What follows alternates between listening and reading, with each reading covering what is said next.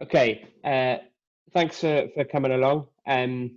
So today we are going to go through a first of what I hope is a few different clinics. You guys selected an introduction to game planning one. This is kind of purely based around the offense, but we do see some stuff about what we think the defense might do and things like that. This is kind of quite conceptual in what it is. It's more kind of what you would do in terms of game planning. There's not much here in terms of how do you break down what a defense is doing to a full extent. And it's kind of trying to be applicable to lots of different offenses that you could possibly run, but also I will go into some stuff which actually uses our offense to kind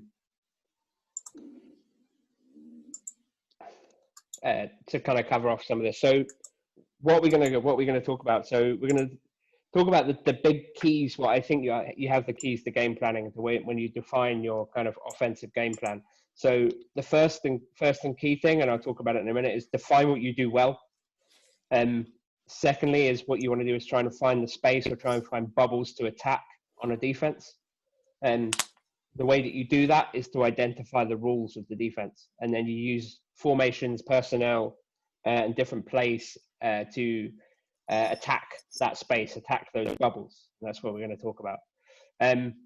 I'll talk a little bit about situational planning, and I'll talk about so down and distance, things like that. But I won't go crazy into detail. That might be another clinic that I do at some point in the future. Okay, so first off, define what you do well. Okay, so this kind of, I say create a list here. You should get to a point if you're coordinating. Let me just mute everybody for 1 second.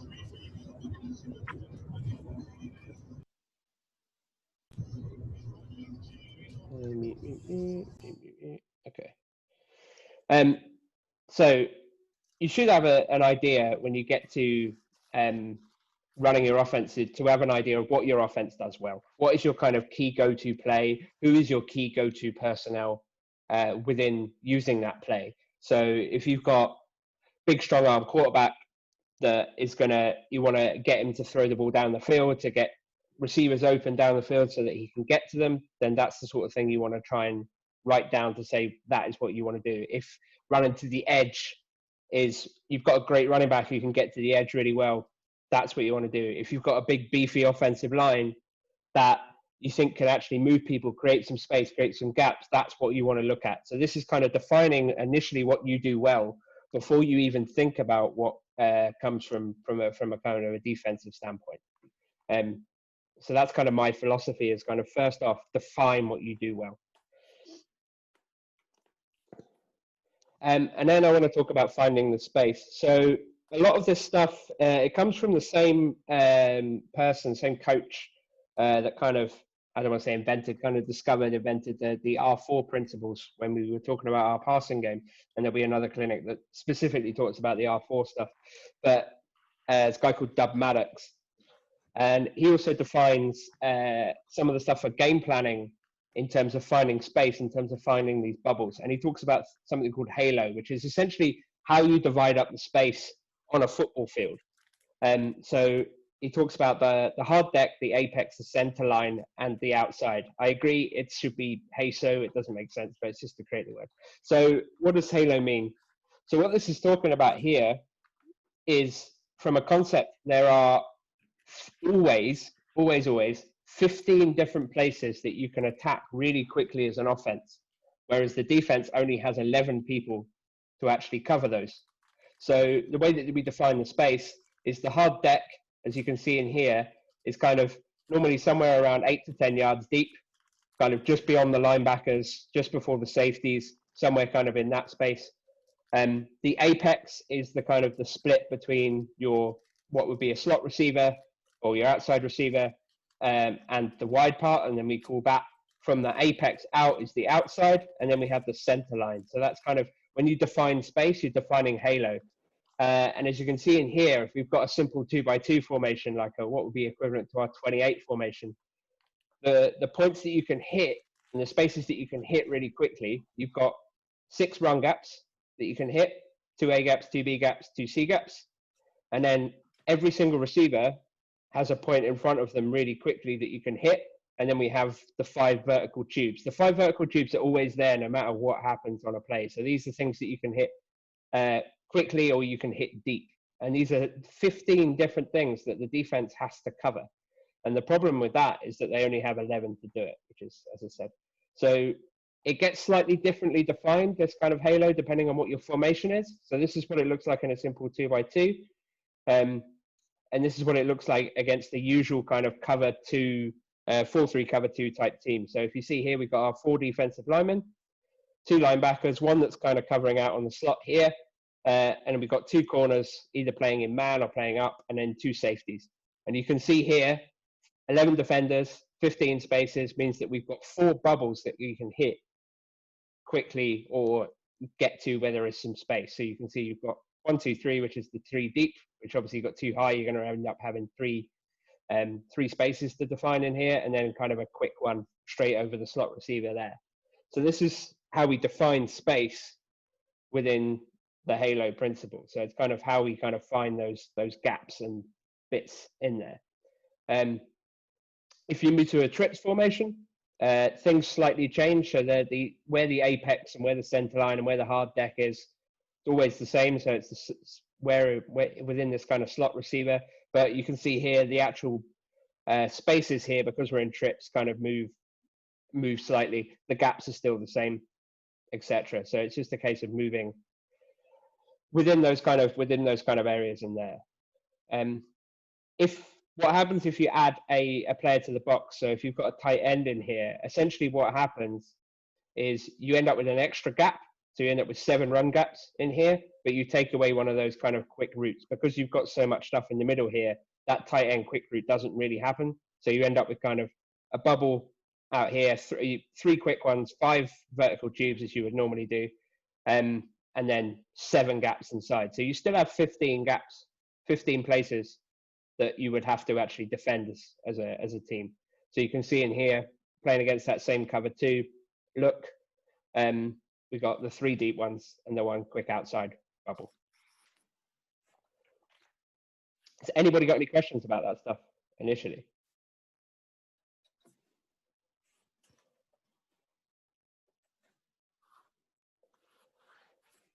Does that make sense to people from a conceptual point? Okay, yeah.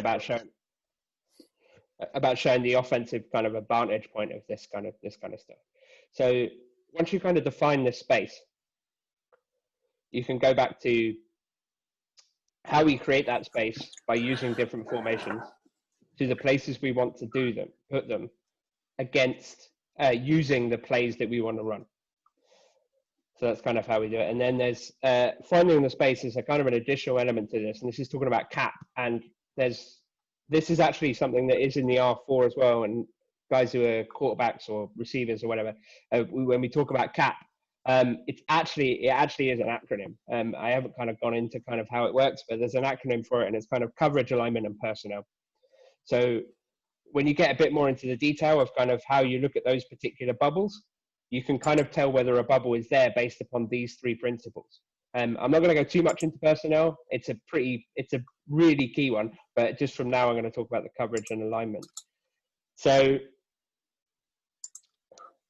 one of the big things, yeah, okay. So if you decide that you're going to try and cap every single one of the gaps, you are uncapping other things. So for example, in here, if you decide to bring these safeties out in order to try and make sure you're capping those 2 quick things, or 2 linebackers out, I should say, two quick things, and you're capping all of your vertical tubes, then you're leaving something else uncovered. So this is bad from a defensive perspective, that you're leaving quite easy, quick run things in there. Whereas if you're in here, you've capped everything in the run, but you're sitting on top of the 4 vertical tubes, and you're sitting on top of this, but you're leaving everything else.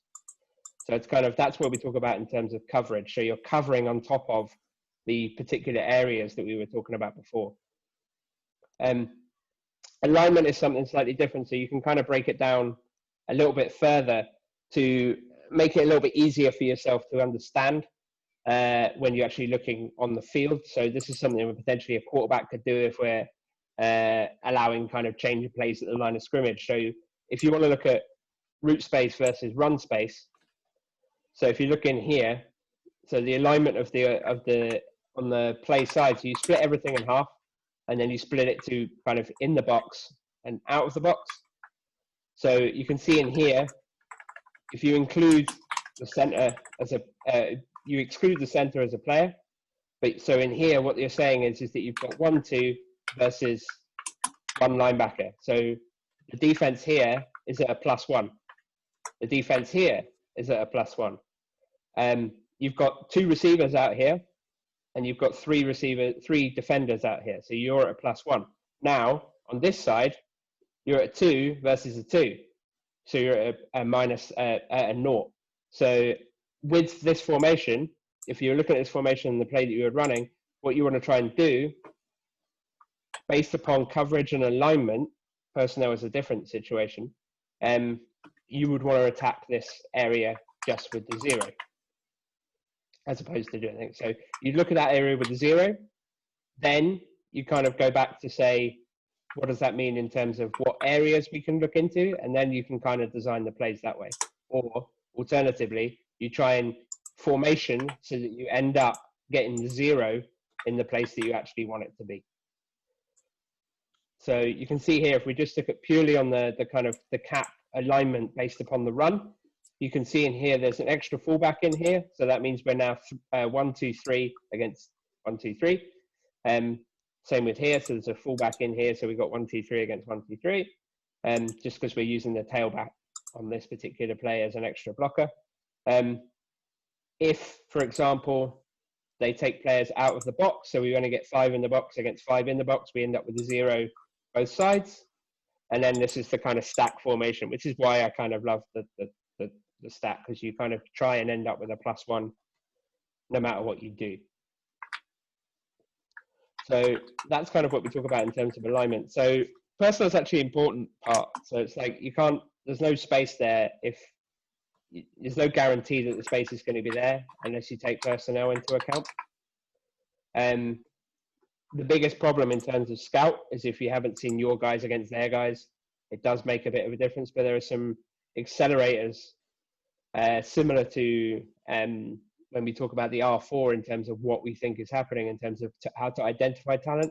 I'm going to do a separate one on scouting defensive players to kind of try and work out which of the people in the personnel are actually going to cause more problems. So if we end up, okay, fine, we're in a 0 alignment here, but this linebacker is gonna essentially take out and be disruptive, or this one tech here is going to be so disruptive that it essentially makes it a +1. That's kind of gets factored into the kind of whole equation on this side of things.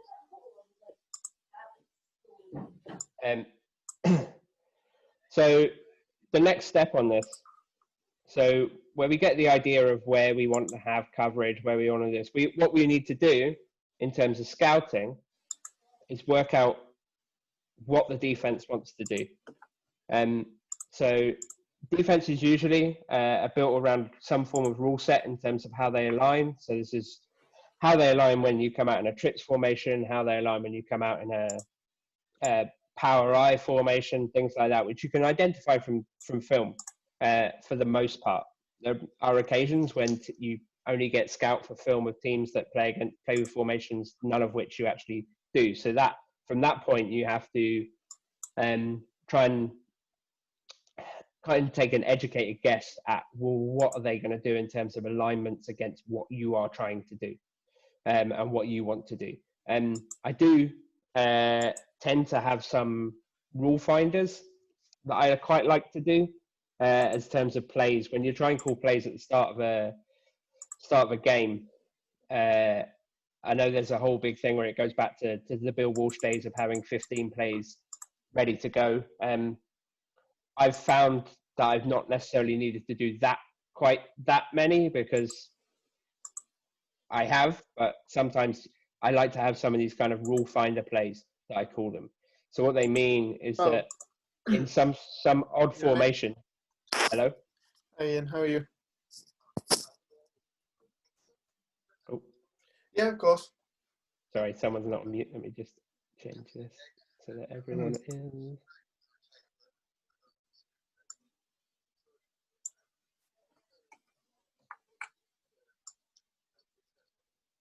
Yeah, so if everything's okay, we'll move to kind of phase 2 on the 18th. And if we move to phase 2, then we can kind of proceed with moving house, basically. Jason, is that you? I can hear you. Jason, you're not on mute, mate. As as possible. Jason. All right, I've done it. I muted him. It's okay. All right, cool. Right. Okay. Cool. And I'll mute. All right. Let's go back to this. I'll try and edit that out of the video. Okay. Right. So when we talk about this, we kind of want to identify kind of a stop plan of attack to define the rules. So that's what defenses have. What you will be able to do is kind of get an idea of some of the kind of base coverages that teams run, especially if you get to their first few games where they may not have their kind of scout in there. So you can kind of try and elaborate from their first couple of plays on their first few drives, kind of what their base is, and then they make adjustments. There's a big thing that I like to talk about called single game syndrome. So if you only end up getting one piece of game film from a random game from the middle of the season, you can make a lot of assumptions based upon that. Which may not necessarily be true because obviously it's just based upon their game plan in particular for that team. So one of the big things that you need to do when you're identifying what a defense wants to do is identify what you think they're going to do against yourself, about what you want to do and the best stuff that you have done in previous games. So I'm going to talk to you about using formations, about creating some bubbles. And also talk a little bit about a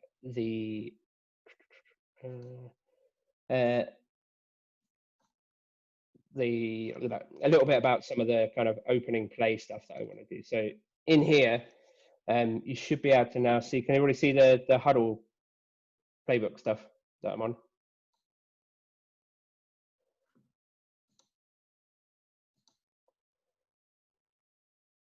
Right, I got a thumbs up from Jordan. I'm assuming that's new. Okay, good.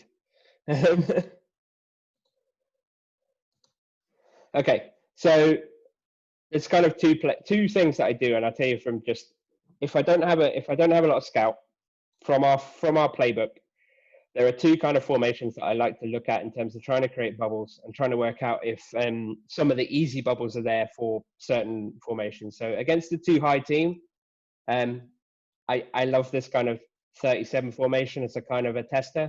The reason being is if you look at this from our perspective, in terms of the 15 spaces that we're looking at that we can potentially hit with this formation, you've got your normal 5 deep plays here, and because everybody else is in tight, you've only got 2 kind of underneath, which leaves everything else as a run gap. So you end up with 9 run gaps in here, which if you're playing too high, means 8 run gaps, which means that if you're playing too high, you've only got 7 people to defend them in a kind of quick motion. So it's trying to work out what the defense is going to do against this particular formation to try and mess around with what they're trying to do. Part of it as well, and it's not just this formation, there's a couple of others that I like to try and use, is that I think one of the most obvious things in terms of game planning is if a defense decides to go uneven, i.e. they move like to a 3 tech to a 1 tech and everyone across onto a strong side, for example,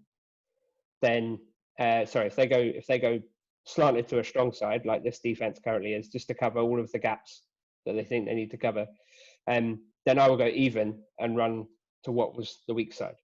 Because if you look in here, if we take out the safeties in here, then there's a bubble either, depending on where this end lines up, there's a bubble right here. And then there's the kind of the 3 deep bubble. So this edge here is perfect for if we're a good team that can get to that edge.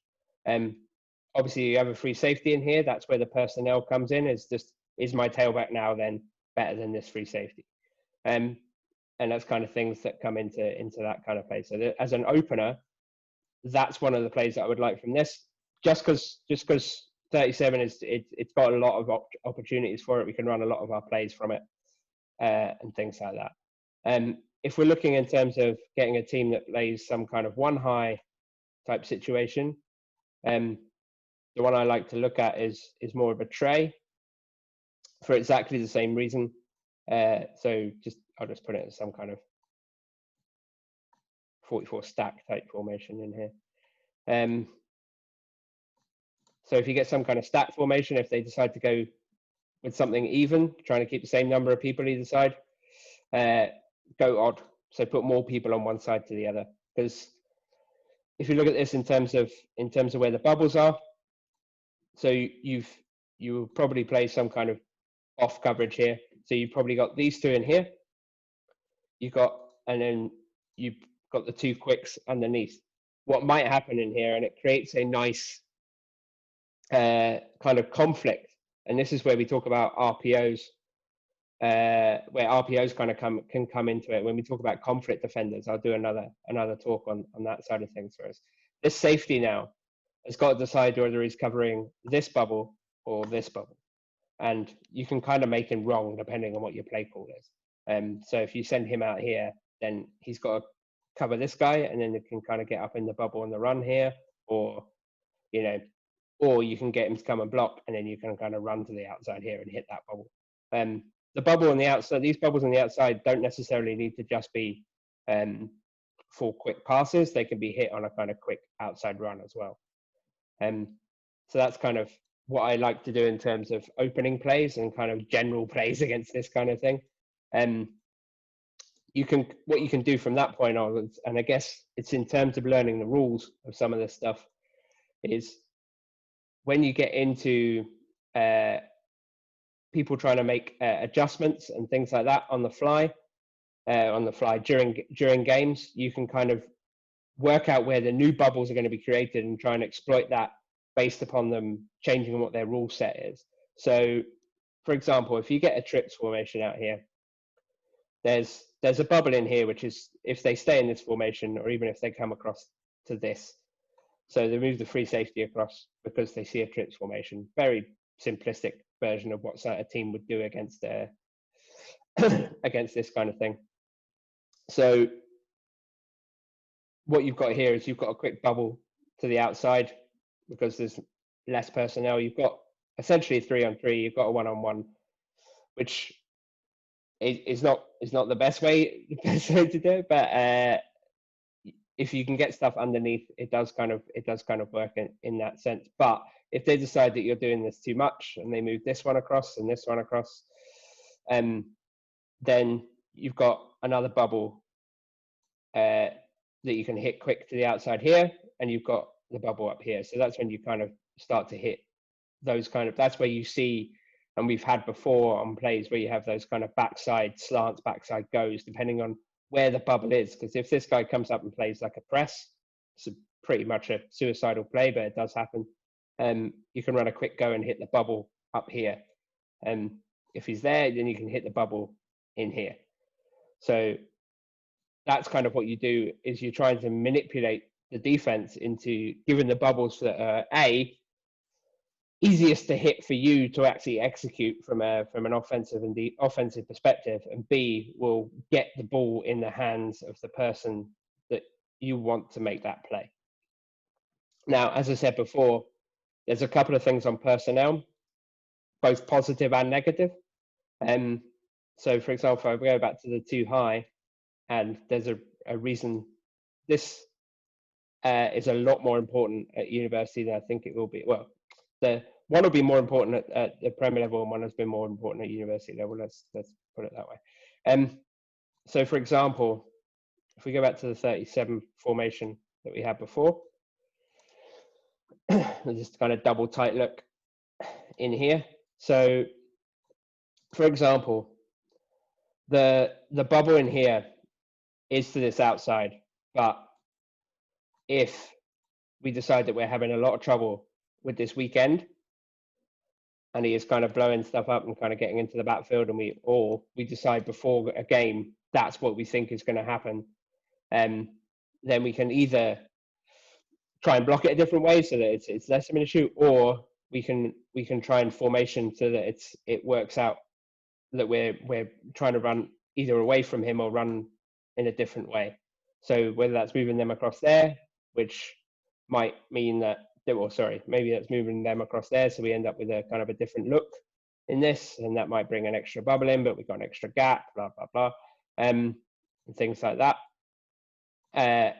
But also, so that's where the complication comes, is when you think you're outmatched personnel wise. So what you need to do at that point, if you're outmatched personnel wise, is where we had the +1 zeros, is you want to get into positions where you're potentially actually overmatching. So you end up with a +1 situation. So if we're in this, for example, or even kind of in this, you can kind of do things like motioning in here, so you end up with an additional person there without getting in there, or you can do some kind of play action so that you end up stopping somebody from playing that gap too quickly when you're running at them. And one other thing to think about as well is that a gap is only capped if the person that is trying to cap that gap actually does what they're supposed to do.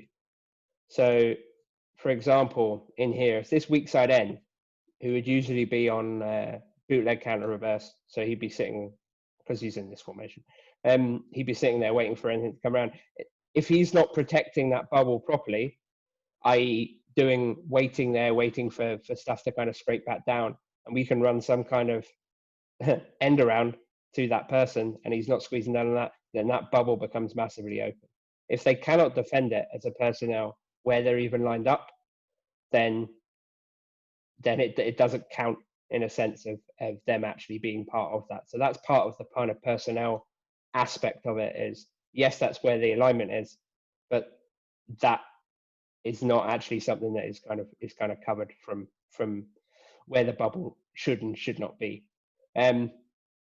Additionally, one of the good things I like about the kind of +1 thing is it kind of takes away the element of when you get kind of stunts and things like that. So if you look at this as kind of this side over here as kind of a +1 on the defense, that means that it doesn't really matter if that guy shoots there and that guy shoots there, then you're still in this kind of +1, and it just comes down to kind of scheme at that point.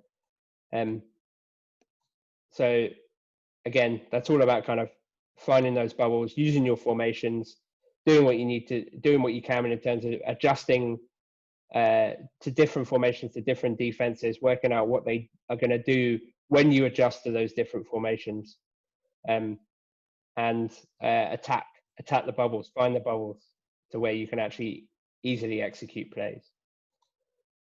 So let's go back to the PowerPoint.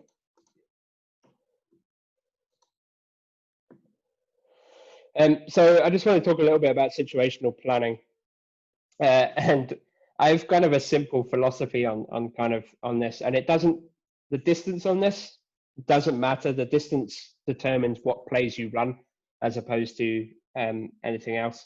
But for first down, I like to concentrate on the kind of the coverage and the alignment side of things. So that is trying to find plays based upon formationally that we should be at an advantage, or if we execute correctly, we should be able to do what we should do, because that gives players an advantage to show what they can do. That gives basically tactically, it helps us to kind of get the advantage on the defense. And then for third downs, it's a much more focus on personnel. So I want to get the ball in the hands of the person that I think is going to make a play to make sure we get a first down. So whether that be, as I talked about before, if it's your quarterback and we're at 3rd and 10 and your quarterback is your superstar stud, you want to get him in a position where he has to throw the ball to get that 10 yards, and get the ball and throw the ball 10 yards so that he can make the play downfield that way, whether it works out that way or not. If your receiver is your kind of superstar player that you want to get the ball to in that situation, run a play that is kind of short and underneath and hope that they make the play and make somebody miss.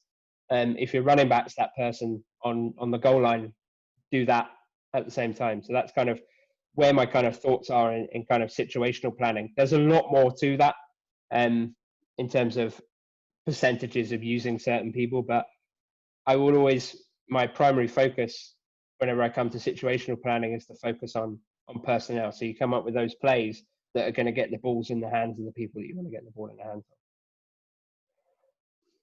I kind of expected a lot more questions. So feel free to unmute and ask anything that you feel is kind of coming to mind. Or any questions or anything you want to point out?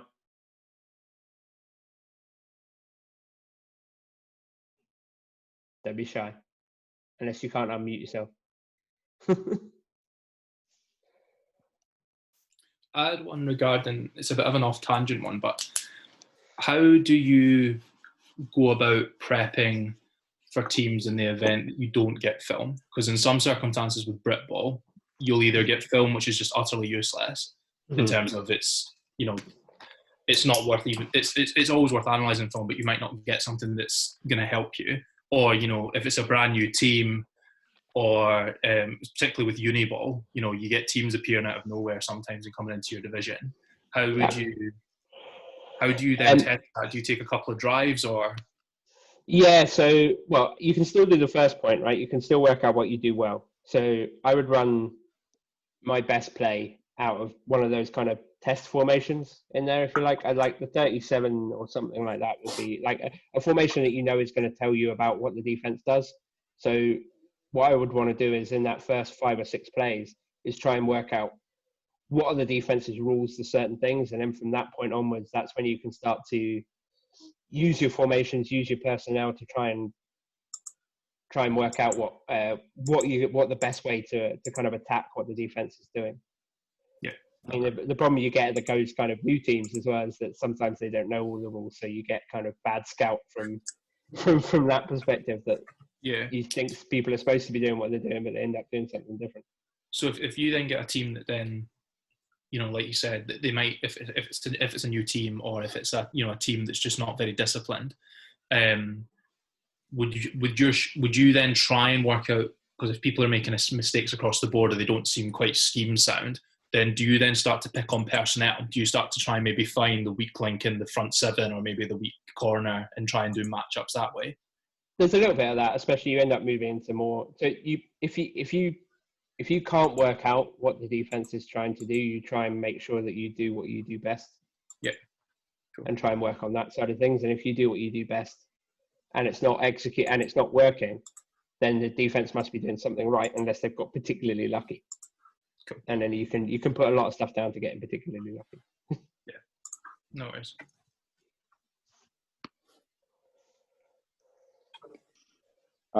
In the same point, you said that if they've got a particularly good player on defense, you would try and scheme around that. If they had a particularly poor player you identified in defense, would you scheme around that as well? Yeah, so that's what I was kind of talking about in terms of basically if you've got a player, so yeah, even if they're capping a particular area that is one of the kind of 11 out of the 11 out of the 15, but they're not very good, that you can kind of assume that they're not actually capping it, or you can kind of assume it's not being capped to a certain level, so you can try and attack it even though it's not one of the particular ones that you should be doing. A point that I really want to make from a kind of a defensive perspective on this as well is that what defenses will try and do and what a good defensive coordinator should try and do is the same way round for this, is that they should know that there are going to be 4 places on the field that the offense can hit quickly, or offense can hit. So what the defense should do is try and make those the 4 places that is the most difficult to execute. So there's some easy ones. So if you're on a left hash, for example, you're going to give up the tube that's like deep on the far sideline, because you've got to throw a freaking deep ball and hold, and for that perspective, especially in Britball. One of the reasons I love the 3-3-5 stuff is essentially the things you give up in terms of the force. But I would, as a defensive coordinator, I would never, ever, ever give up a run cap, no matter what happens, no matter what formation it is, as long as you've got the personnel to do it. You should always have the personnel to do it. That's why I like teams that have either 6 or 8 in the box, depending on what you define as the kind of those outside linebackers. Whenever I've run a defense, and then essentially with that kind of, where at uni when I was running that kind of cover 3 type shell, you're giving up the seams and you're giving up the flats, and the flats you can give up because you can kind of try and cover those with kind of coming down on, and then the seams is the tricky one. But I would rather try and force the offense to execute a ball down the seam than an A-gap run. To answer your question, Rob.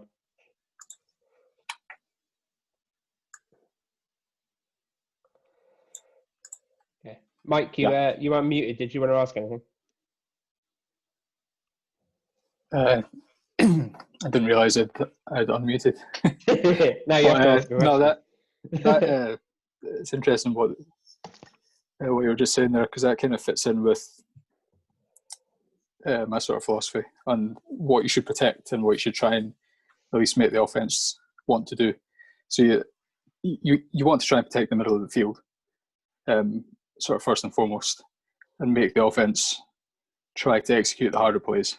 And that's kind of what we were trying to do, especially on like first and second downs. Anyway, it's sort of different when, like when you get into like pass rush situations.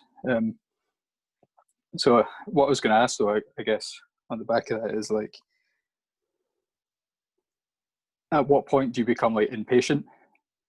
Maybe hitting sort of like if the offense, if for example you're playing a defense that is not letting you throw deep, they're just making you go short pass, short pass, short pass. At what point do you kind of become impatient? Does that go out the window at any point, or is there any point where you would do something to try and force their hand?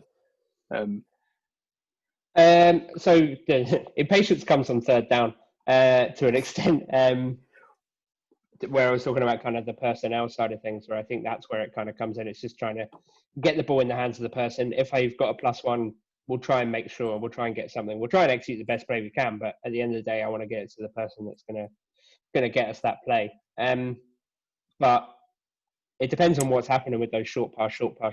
If that's moving the chains, then I'm not really worried about it. If it's the fact that they've only given us stuff that we cannot physically execute, that's when the frustration starts to come in, and you start to try and think of other ways to try and create bubbles in different places. And then it's trying to, when you go through games, you want to be. That's why I like the idea of being able to be quite multiple with formations and a few different runs and passes and things like that should work against in different situations, because that allows you then to adjust to what you're saying there in terms of the defense is only giving us this. Well, okay, they're only giving us this because we're doing this. So it's kind of, let's try and do something else to see what we can do in order to try and manipulate the defense to try and give us something that works. There's a good example of this from a game several years ago now. Again, we were playing, I'm going to go back to uni, so it's not as great a thing as normal, but there was a game that we played against Lancaster, and we severely struggled in the first half against that in that game, trying to work out where we were going to do what we were doing. We were struggling to run the ball, despite having Callum at running back. We tried everything inside. We tried 2 different formations, and essentially I ended up moving us to a 33 formation, which essentially put 2 tight ends on one side, and the defensive rules couldn't adjust to it. They essentially gave up a bubble to the outside, and we stuck a touchdown in each corner of the end zone in the second half because of that adjustment. So it's about trying to use those formations to adjust to what the defense is going to do, and then just have an idea of where you think they're going to line up based upon what you're doing, and then try to attack those bubbles. Try and create different bubbles to see where you can try and attack them. Nice one. Yeah, it does, absolutely. Well, something else I was going to ask actually is how do you kind of like organize your thoughts for game day? I guess do you have like a play call sheet? Do you have something like that you kind of use that helps sort of bring all this together so that in the heat of the moment, if you're under the pressure, it's a tight game, you can remind yourself of this and kind of point to these situations and these kind of weak points on the field that you think you can attack.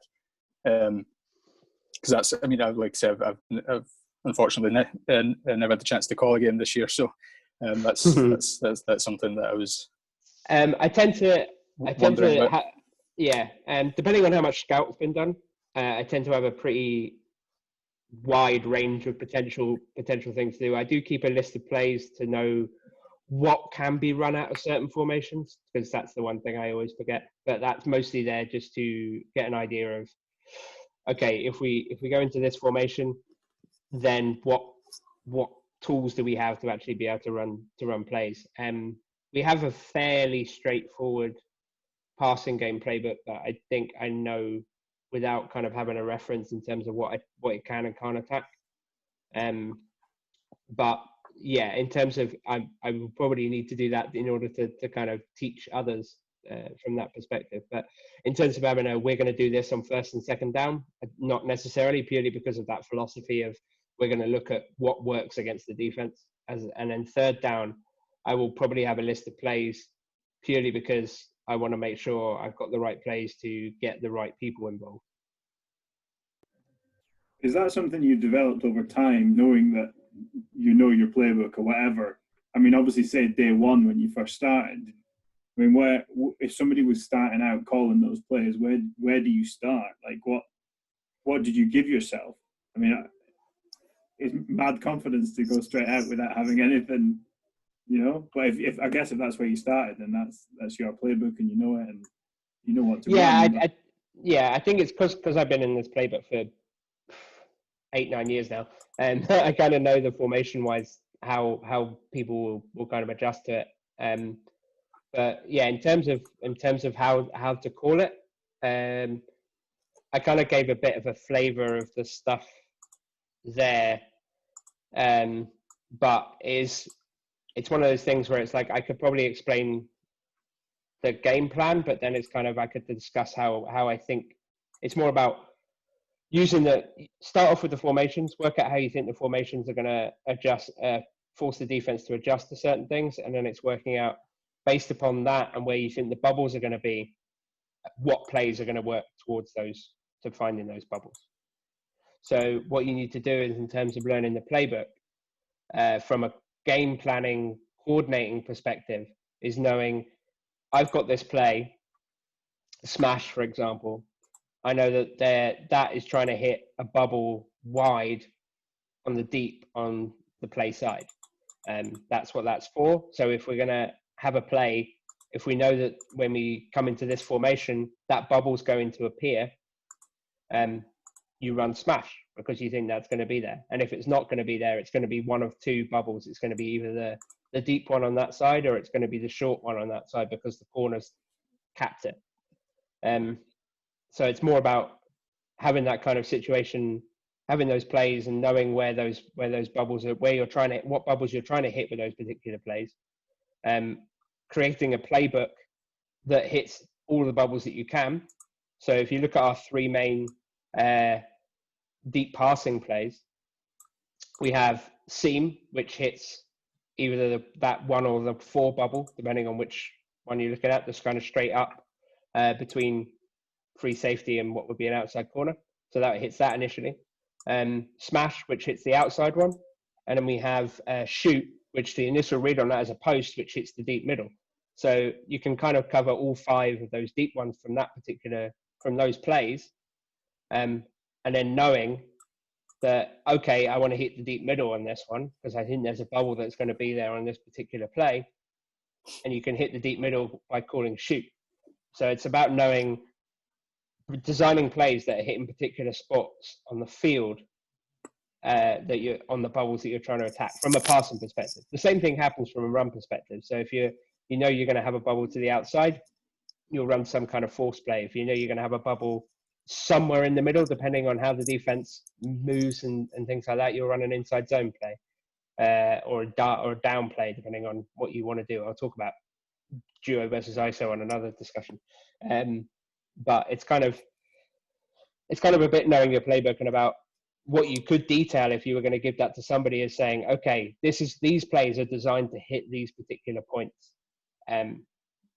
From a kind of quick perspective, this is what you would run if you want to hit that particular place.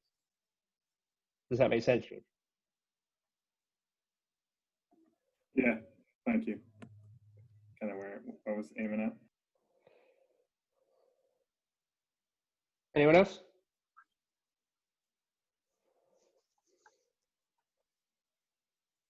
How much time do you spend like evaluating yourself as opposed to the opponent?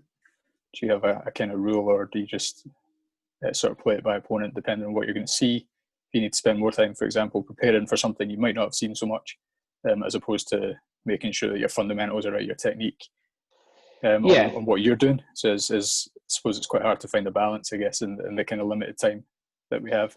Yeah. The first evaluation, you sort of say, how do you evaluate yourself? I assume your question was referring to the offense, where I think the first evaluation...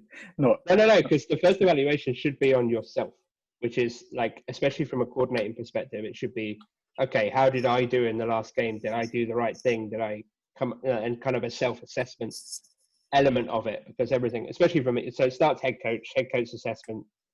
Was the game management correct? Was all this other kind of stuff correct? And then from a coordinator perspective, it's, okay, why did I call what I called there? Was this because at the end of the day, what you're trying to do is you're trying to make sure that your thought process on the field is as quick as it can when you're trying to call plays. So when you do that self-assessment, it's like, okay, I know in this situation, I need to not do what I did there. I need to do this. But what you're talking about there in terms of assessing your own team is that first slide that I put up, essentially, is trying to work out what you do well and from that perspective, all your first bit of scouting should be yourself. So you should try and work out what you do well and what you need to improve upon. Now, to kind of establish on what Rob was saying earlier in terms of what happens if you identify something within a team that is a weakness, that is not necessarily a strength of yours, that might be something that you want to try and improve upon yourself. But yeah, you have to spend time working out what you do well and making sure that you have enough of that stuff, enough tools in there to actually be able to run on a game time. So, if you end up saying, okay, there's a massive bubble where they're just not going to cover anything deep and they're going to stick 9 in the box, you need to improve yourself so you can actually take advantage of that situation. So yeah, a lot of times self-scouting. I think as much time as opponent scouting, just because finding out what you do well and improving what you do is more important, or as important as how the defense lines up. Because essentially you can try and manipulate, as what I tried to do here is say you can try and manipulate what the defense is trying to do, but to do what you do well. And then you either improve on what you do well, or you try and create a bit more of a toolbox so that you can manipulate those. You can get to the bubbles that you're trying to manipulate a little bit easier. Yeah, thanks. Makes sense.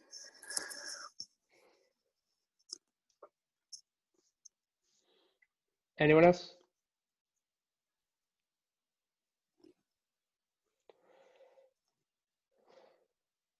Okay.